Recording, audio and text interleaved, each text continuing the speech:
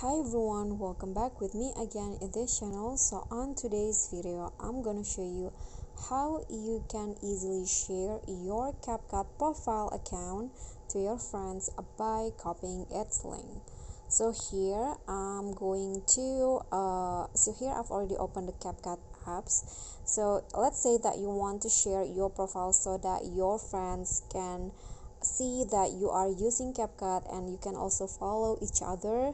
So here how to do that. So first, after you open CapCut, go to the me option. So if the me menu is not shown in your CapCut, maybe it's because you're not signed in yet, so you need to log in or sign in to your account in CapCut. So go to me, and in here this is my profile. To share, you can just click on the arrow here, like arrow to the right icon, and then this link will be shown. You can just copy this link, and after that you can just share it, share the link to your friends, your colleagues in the social media, and you can follow each other just like that.